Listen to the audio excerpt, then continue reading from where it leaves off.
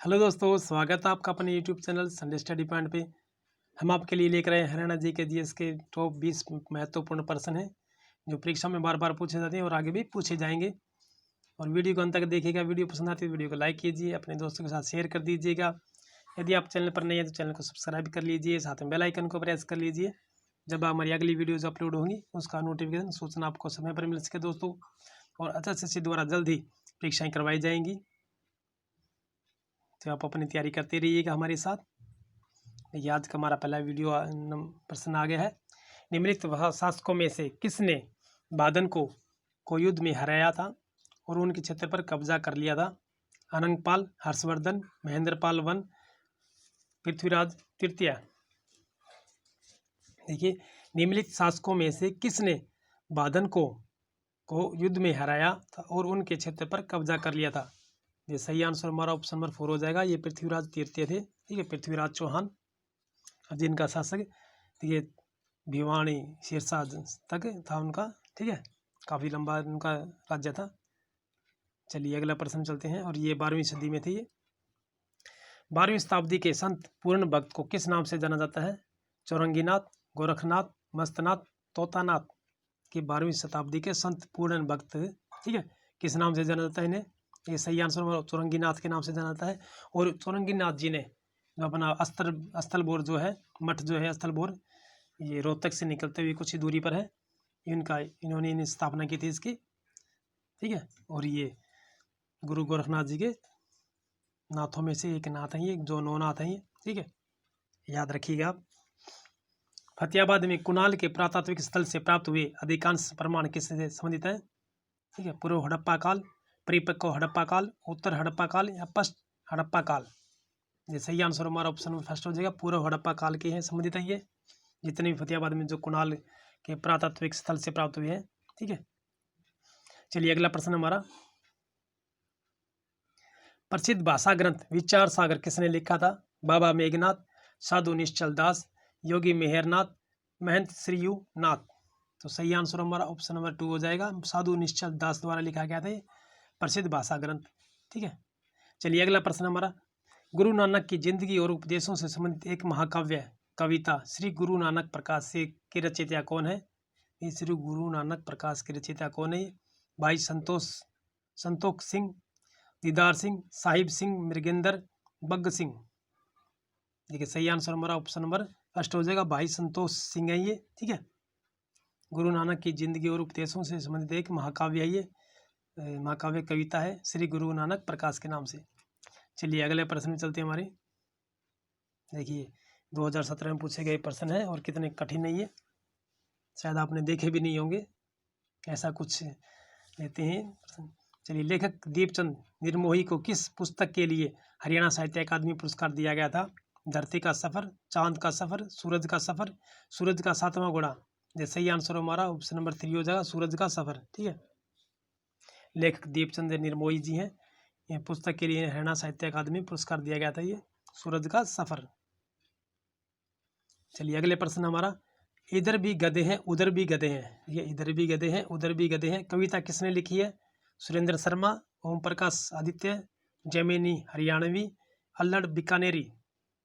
ये सही आंसर हमारा ऑप्शन नंबर 2 हो जाएगा, ओम प्रकाश आदित्य ने लिखी है ये, इधर भी गधे हैं और उधर भी गधे हैं, ये कविता है ये।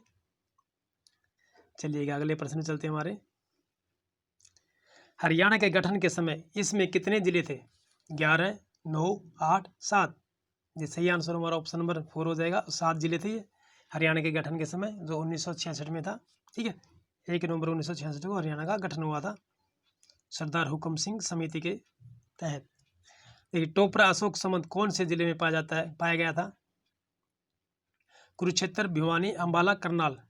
टोपरा अशोक संबंध कौन से जिले में पाया गया है? ये सही आंसर हमारा ऑप्शन नंबर 3 है, ठीक है, अंबाला जिले में है टोपरा। और यहाँ पर जो है ना, सबसे देखिए विश्व शायद भारत का सबसे बड़ा है अशोक चक्कर जो स्थापित किया गया है ये टोपरा गांव में ही है, ठीक है। चलिए अगले प्रश्न में चलते हैं हमारे, हरियाणा में कितने गांव हैं? देखिए 6841, 6384, 6184, 6048। ये सही आंसर हमारा ऑप्शन नंबर फर्स्ट हो जाएगा, 6841 हरियाणा में गांव है, ठीक है, चलिए अगले प्रश्न चलते हैं हमारे।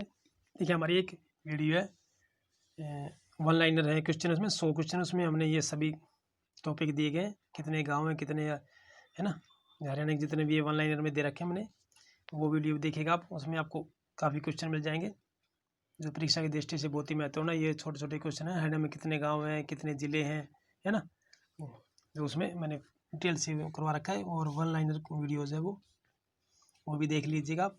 पंचायत चुनाव में महिलाओं और अनुसूचित जाति के प्रत्याशियों के लिए निर्धारित न्यूनतम शैक्षणिक योग्यता क्या है। देखिए पंचायत चुनाव में महिलाओं और अनुसूचित जाति के प्रत्याशियों के लिए निर्धारित न्यूनतम शैक्षणिक योग्यता क्या है। 8वीं पास, 10वीं पास, 11वीं पास या 12वीं पास। ये सही आंसर हमारा ऑप्शन नंबर फर्स्ट है, देखिए 8वीं पास है ये। ठीक है, चलिएगा अगले प्रश्न पे। अगला प्रश्न हमारे हरियाणा की कुल 90 विधानसभा सीटों में से खालिस्तान अनुसूचित जातियों के लिए आरक्षित है। 15 सीटें, 17 सीटें, 19 सीटें या 23 सीटें। जी सही आंसर हमारा ऑप्शन नंबर 2 हो जाएगा। 17 सीटें आरक्षित हैं ये अनुसूचित जनजाति के लिए या SC/ST के लिए। ठीक है ना, चलिए अगला प्रश्न हमारा। 26 अगस्त 2014 को हरियाणा राज्य सरकार ने सरकारी कर्मचारियों की सेवानिवृत्ति की आयु बढ़ाकर कितनी कर दी गई है। देखिए 55 से 58 वर्ष, 58 से 60 वर्ष, 60 से 62 वर्ष या 62 से 65 वर्ष। सही आंसर हमारा ऑप्शन नंबर 2 हो जाएगा। 58 से 60 वर्ष कर दी गई। देखिए पहले 60 थी, उसकी 58 कर दी थी, लेकिन फिर 2014 से 58 से 60 कर दी गई है। ठीक है, चलिए अगले प्रश्न में चलते हैं हमारे। अगला प्रश्न हमारा देख, खालिस्तान है एकमात्र मौसमी नदी है जो हरियाणा के उत्तरी किनारे से होकर बहती है।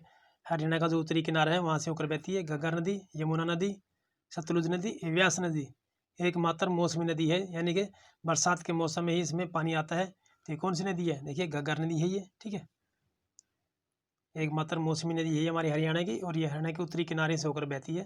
ठीक है, ये अम्बाला हो गया, सिरसा हो गया, कैथल हो गया, है ना, ये जींद जिले में से ऐसे सिरसा से होती हुई बहती है ये, और ये आगे राजस्थान में चली जाती है।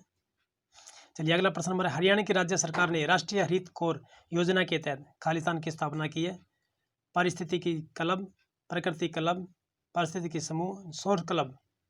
ये सही आंसर हमारा ऑप्शन नंबर फर्स्ट हो जाएगा। पारिस्थितिकी क्लब के लिए की गई है हरियाणा की राज्य सरकार ने। ठीक है, हरित कोर योजना के तहत। चलिए अगला प्रश्न चलते हैं हमारे। अगला प्रश्न हमारा, बैसाखी मेला प्रत्येक वर्ष ये खालिस्तान के उद्यानों में मनाया जाता है। पिंजौर, गोडार, बिलासपुर, बदहारा। बैसाखी मेला जो है प्रत्येक वर्ष के उद्यानों में, यानी कि उद्यान यानी बाग में मनाया जाता है। कौन से है, ये सही आंसर हमारा ऑप्शन नंबर फर्स्ट है, पिंजौर के। ठीक है, पिंजौर के बागानों में या उद्यानों में मनाया जाता है ये बैसाखी मेला। चलिए अगला प्रश्न हमारा। पिंजौर विरासत महोत्सव पहली बार कब आयोजित किया गया था। 2001, 1995, 2006 या 1992। जैसे ही आंसर हमारा ऑप्शन नंबर 3 हो जाएगा। 2006 में मनाया गया था पिंजौर विरासत महोत्सव, ये पहली बार मनाया गया था। चलिए अगला प्रश्न हमारा। खालिस्तान की स्मृति में हर महीने के अंतिम रविवार को हरियाणा के सिरसा जिले में मेला सच्चा सौदा मनाया जाता है। देखिए फकीर साहब मस्ताना, बाबा बूटा सिंह, संत साहब बूशा, भूमन शाह। ये सही आंसर हमारा ऑप्शन नंबर फर्स्ट है। ये फकीर साहब मस्ताना की स्मृति में हर महीने के अंतिम रविवार को हरियाणा के सिरसा जिले में मेला सच्चा सौदा मनाया जाता है। ठीक है, फकीर साहब मस्ताना की याद में। चलिए अगला प्रश्न हमारा। सूरजकुंड मेला का आयोजन प्रत्येक वर्ष ये उपनगरों में किया जाता है। पिंजौर, गोंडार, बिलासपुर या फरीदाबाद। ये सही आंसर हमारा ऑप्शन नंबर 4 हो जाएगा। फरीदाबाद में मनाया जाता है ये। ठीक है, उपनगरों में किया जाता है। सूरजकुंड जो मेला है, ठीक है, फरीदाबाद में मनाया जाता है ये, और एक हास्य मेला है, और ये विदेशों से भी यहाँ पर सैलानी आते हैं और अपनी दुकानें भी देखिए लगाते हैं यहाँ पर। ठीक है, अपनी स्टॉल लगाते हैं, काफ़ी विदेशों से भी आते हैं यहाँ पर। चलिए, पानीपत की पहली लड़ाई में बाबर की तरफ निम्नलिखित में से किस योद्धा की मृत्यु हो गई थी। दौलत खान, हेमू, संगार, संग्राम सिंह।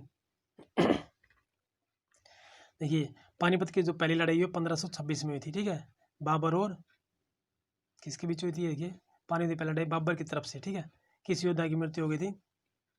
बाबर और अहमद शाह अब्दाली।